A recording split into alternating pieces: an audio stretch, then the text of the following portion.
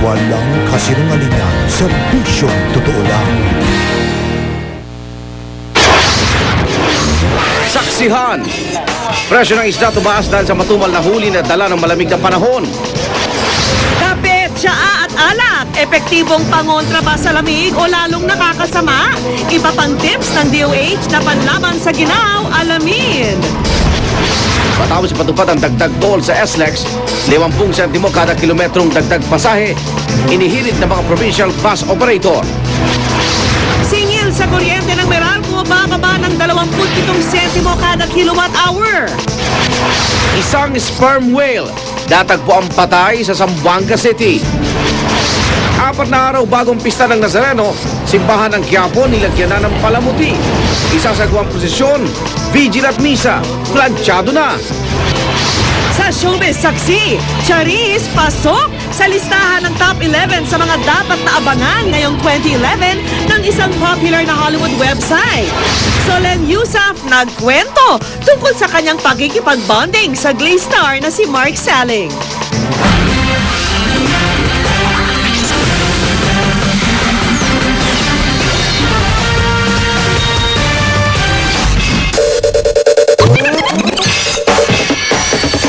Nagpapala ang Department of Health sa matinding lamig na ating nararanasan ngayon. Di raw dapat baliwalain at di rin dapat basa-basa ang ating pananggalang.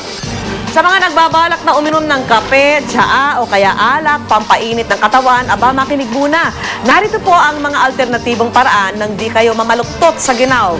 Saksi si Marisol Abduranaw. At saka pag may chase, hindi masyadong mainit sa katawan. Mainit talaga sa katawan ko pagka tiginaw. Panlaban talaga. Ito raw ang panlaban ng 54 anyos sa si Omar Mendoza sa tindi ng lamig dito sa Baguio. Maliban dyan, doble rin ang kanyang damit. Pero kahit balot na, nanginginig pa rin siya sa ginaw. Oo, nanginginig talaga ako pagka... Ang vendor naman na si Jen Rido na mula umaga hanggang gabi ay nasa kalsada. Kape ang naisip na panlaban sa lamig. Ay, malamig! Sobrang lamig! Kaya kape! Pero sabi ng DOH, hindi makabubuti sa katawan ang pag-inom ng kape, tsaa at lalo na ng alak para mainitan ang katawan. Sa halip, humigop na lang daw ng mainit na sabaw. Kasi madi-dehydrate ka and then you feel more colder. Ngayong araw, bumagsak pa sa 9.6 degrees Celsius ang temperatura sa Baguio, ang pinakamalamig na naitala sa Baguio ngayong taon. Pero kahit nanginginig, enjoy pa rin daw ang mga turista sa kanilang pamamasyal. Pero ngayon sobrang lamig, ano? Masarap. Masarap. Masarap kahit nanginginig na Pero habang ang iba ay nangangatog sa ginaw, tila deadman naman ang ilan. May namataan din ng GMA News sa mga naka-shorts at miniskirt. Kung bawal muna mag-shorts po dito sa Baguio. Ayon nga sa DOH, di dapat binabaliwala ang panginginig dahil sa ginaw. Because it can kill. Kasi your body is losing heat fast. At baka mag-hypothermia. Kaya payo ng DOH, nasa Baguio man kayo o kahit sa Metro Manila, pag giniginaw, magsuot ng angkop at sapat na panlamig tulad ng jacket o sweater. At kung lagnatin o trangkasuhin, kumonsulta agad sa doktor at huwag magdoktor-doktoran. Mula rito sa Baguio City, ako si Marisol Abdurrahman, ang inyong saksi. Kasabay ng paglamig ng panahon ang pagkaunti rin ng huli ng mga mangingisda at pagtaas ang pagpresyo nila sa mga ito. Kaya naman sa Navotas Fishport, umaaray na ang mga mamamakyaw. Live mula sa Navotas, saksi si JP Soriano. JP. Igan, tumaas na nga ang presyo ng mga istang binibenta dito sa Malabon Navotas Fishport. Ayon Igan sa mga mangingisda ay kumaunti raw ang kanilang huli dahil sa malamig na panahon. Hindi pa halatang umunti ang mga huli ng mga mangingisda sa sunod-sunod na pagbaba ng banya-banyerang isda dito sa Malabon Navotas Fishport. Pero sa pag-uumpisa ng bulungan o bidding sa pamamagitan ng mamamakyaw at fish dealer, nagkakaalaman na. Ilang mamamakyaw kasi, hindi na makabili ng isda. Ang mga binubulong kasing presyo, mas mataas na sa karaniwan dahil nga sa bumabang huli ng mga isda ngayong taglamig. Ang isang banyera kasi ng hasa-hasa halimbawa, aabot hanggang 3,000 piso. Kumpara sa presyo nito dati na 1,500 pesos sa isang banyera. Sa ngayon, 150 pesos hanggang 160 pesos kada kilo ang bentahan ng hasa-hasa.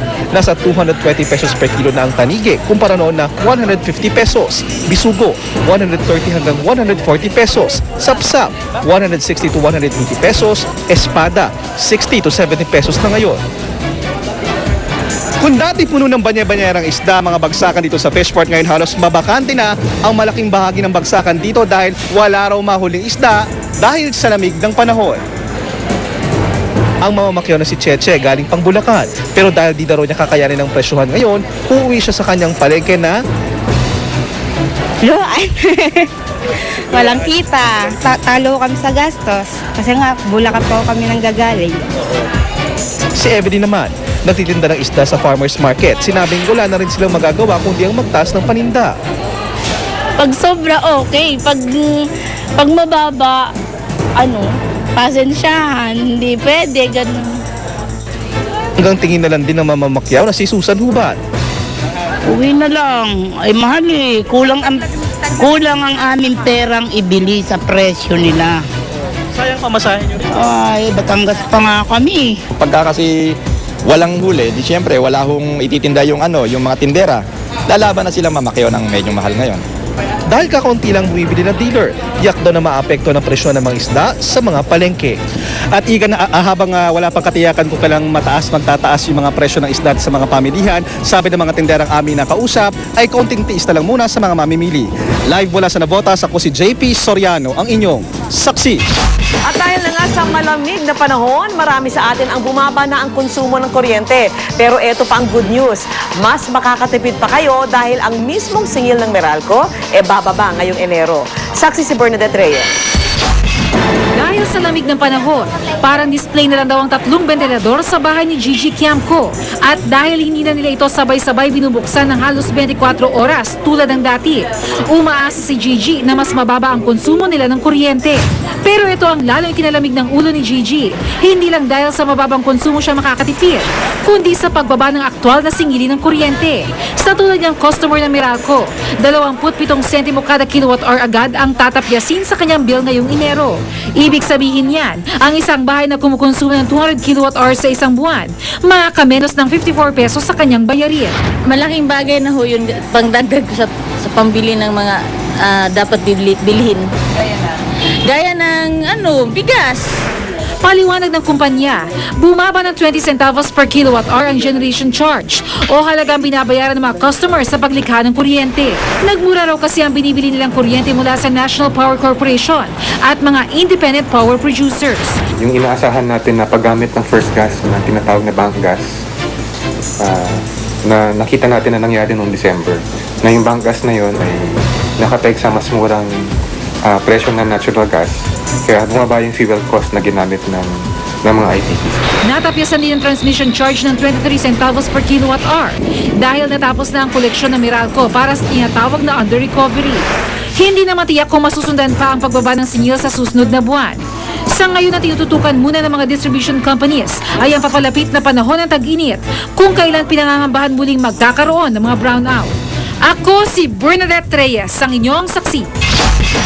Sa ibang balita, bukod sa taxi, jeep at MRT, posible magtaas na rin ng pasahe ang mga provincial bus. Sinisisi nila ang toll hike sa South Luzon Expressway.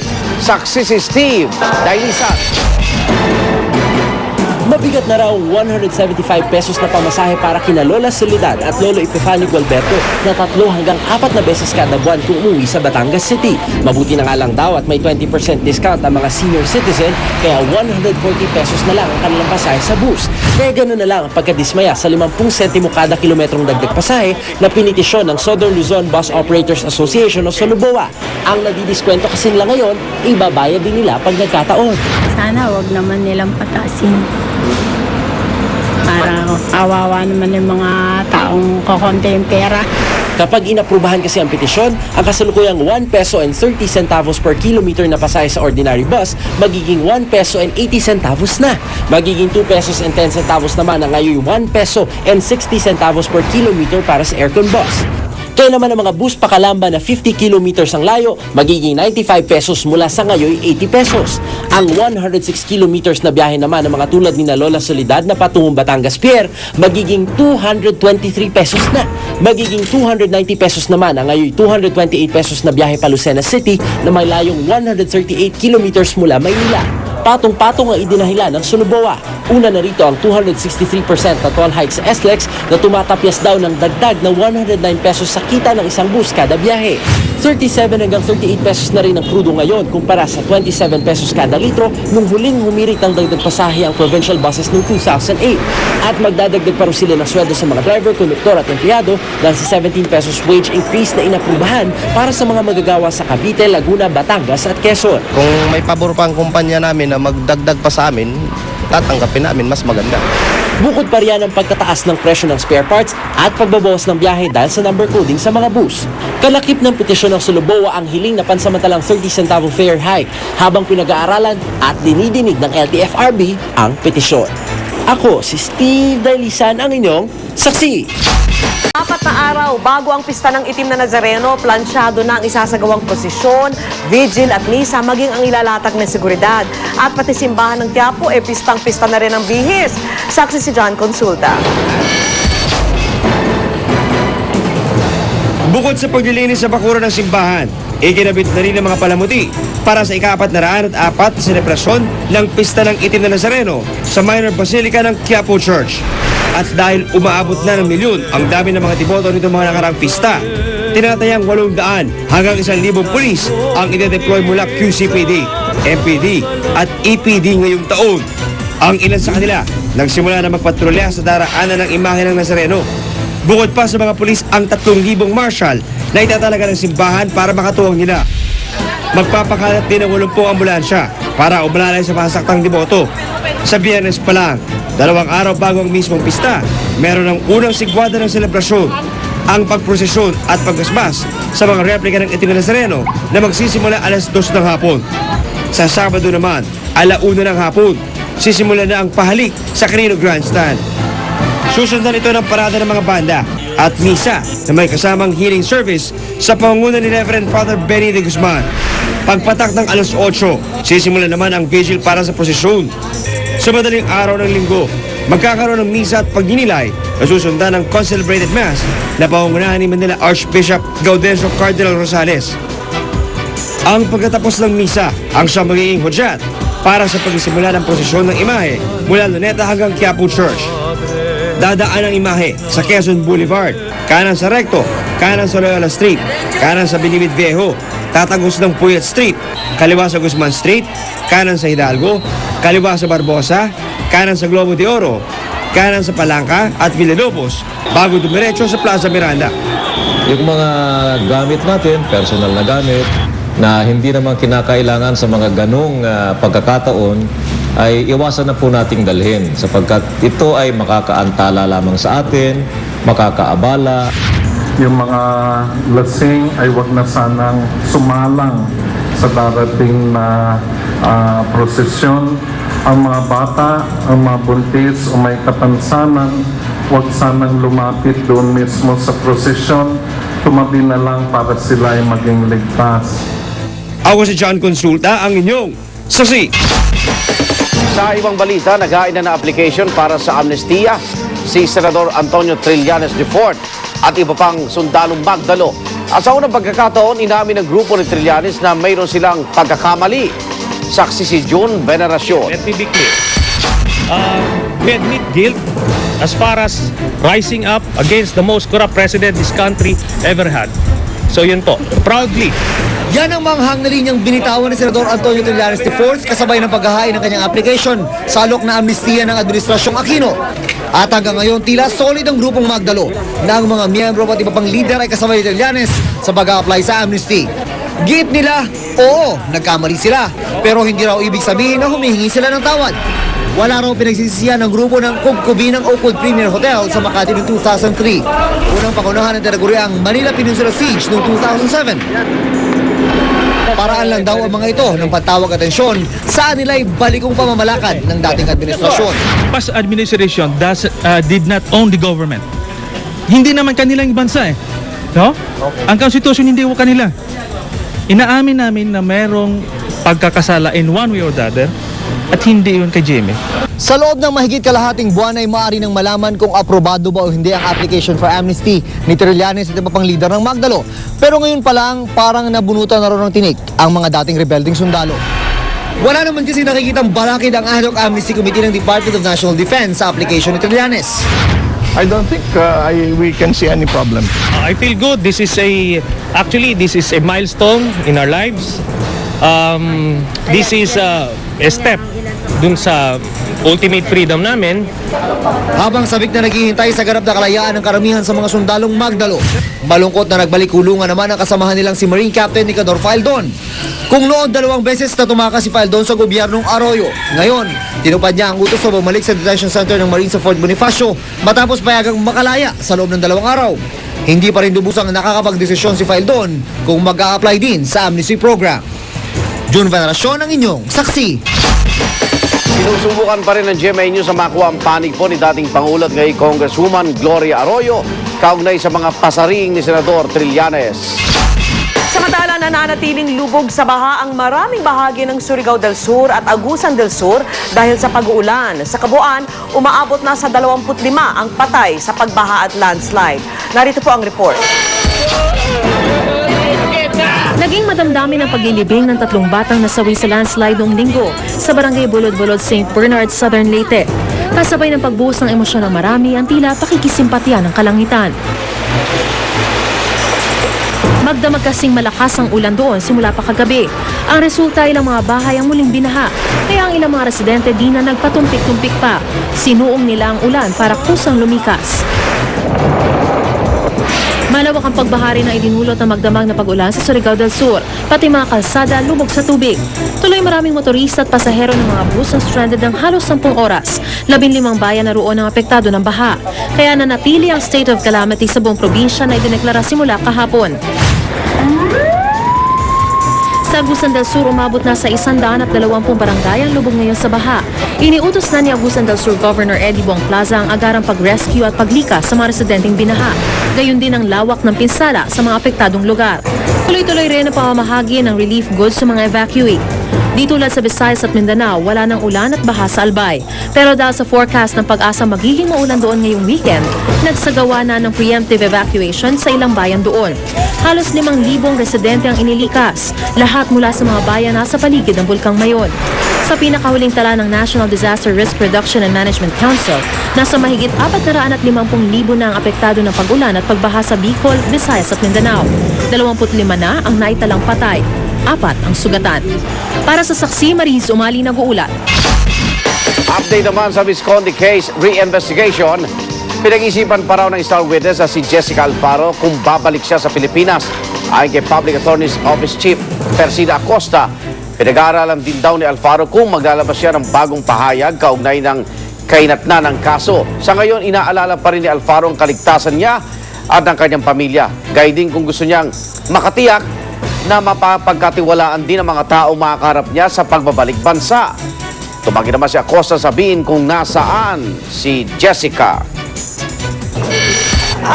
She's thinking it over whether she will give a new statement containing her latest reaction about what's happening.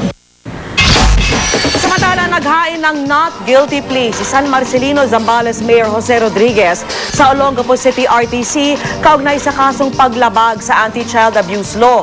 Nag-ugat ang kaso sa umunoy pakikipagtalik niya sa 12 taong gulang na babae Setyembre noong nakaraang taon. Nanindigan ang kampo ni Rodriguez na walang basihan ang mga kasong isinampa laban sa alkalde.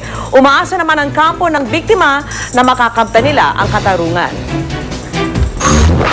At sama-sama natin saksihan, bubong na inuupahang bahay sa Maynila na tuklap sa pagdaan ng Buhawi. Solen Yusaf nagkwento tungkol sa bonding nila ni Glee star Mark Salling sa Boracay. Tanyag na international na circus magtatanghal sa isang teatro sa Britanya sa kauna-unang pagkakataon. Balitang hatid ng isang liga ng katotohanan. Sama-sama natin pagiging saksi.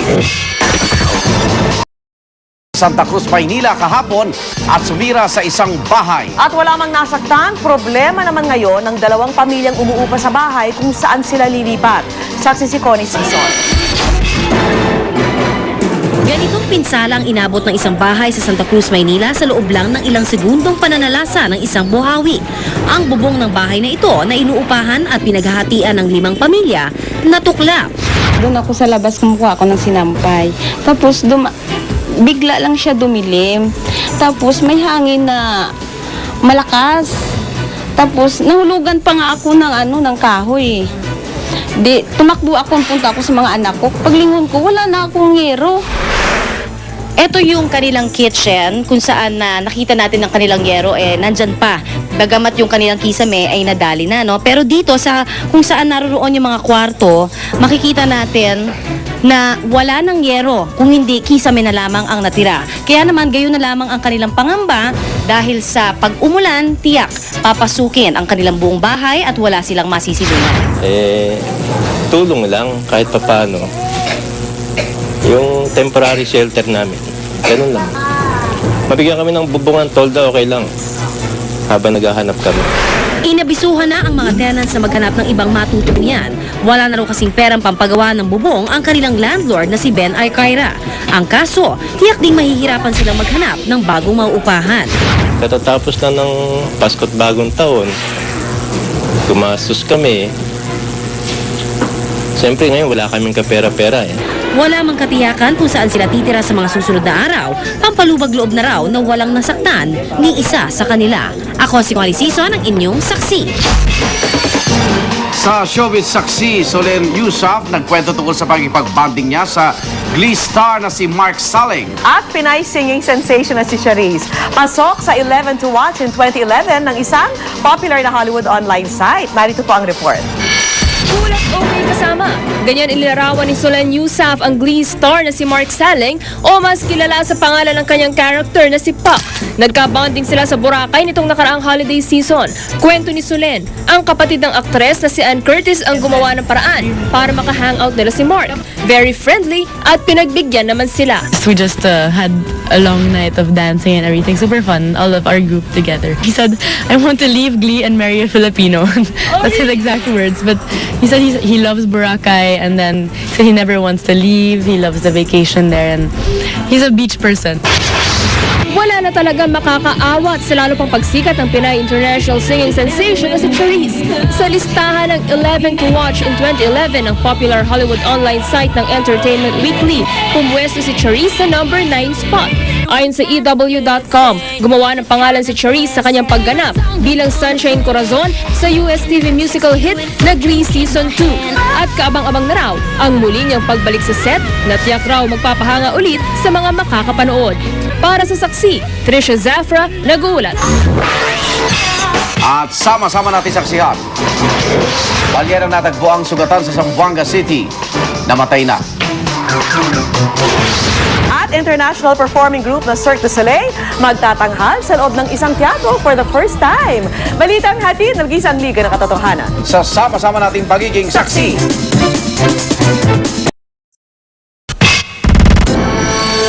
Namatay na po ang isang sperm whale na natagpuang nangihina sa dalampasigan ng Zamboanga City. At first time namang magpapalabas sa loob ng isang teatro ang sikat na grupo ng mga sirkero na Cirque du Soleil. Narito po ang report. Palutang-lutang sa dalampasigan ng balyenang ito nang matagpuan ng mga mangingisda sa barangay Sangali, Zamboanga City. Agad silang humingi ng tulong sa mga otoridad para mailigtas ang tinatawag na dwarf sperm whale. Pero halatang nanghihina na raw ang katawan nito, natatag din ng mga sugat at hinihinalang nasabit sa lambat ng mga mangingisda. Di na nailigtas pa ang balyena na inilibing na lang sa isang isla. Sa Melbourne, Australia, masaya namang sinalubong ang isang baby orangutan na binansagang si Dewi. Ito ang kanyang first public appearance sa Melbourne Zoo. Kaya medyo shy pa ang 1-month-old na orangutan at todo kapit sa kanyang mommy. Si Dewi raw ay ikalawa pa lang na baby orangutan na isinilang sa Melbourne Zoo. Puno pa rin ng mga kamangha-mangha at makapigil hiningang acrobatic stunt at exhibition ang latest na palabas ng Cirque du Soleil na Totem. Pero extra special ang palabas na ito. Kung dati kasi sa sarili nilang tent na binansagang Big Top nagtatanghal ng grupo, ngayon, for the first time ever, magtatanghal sila sa loob ng isang teatro, ang Royal Albert Hall ng London, UK. Kaya naman excited na ang mga taga-London sa kanilang latest show na tungkol daw sa evolusyon ng tao. Para sa Saksi, Rosetti Rivera nag-uulat. Susunod ang Born to be Wild at yan ang mga pangyayaring tinutukan ng inyong nag-iisang liga ng katotohanan. Ako naman, Arnold Clavio. At sa pamamagitan ng Newscoop, Twitter at Facebook, pwede po kayong maging bahagi ng paghahatid namin ng mga balitang walang kinikilingan, walang pinoprotektahan, walang kasinungalingan, walang bahid politika. Serbisyong totoo po lamang. Ako po si Vicky Morales. Hanggang bukas, sama-sama tayong magiging saksi.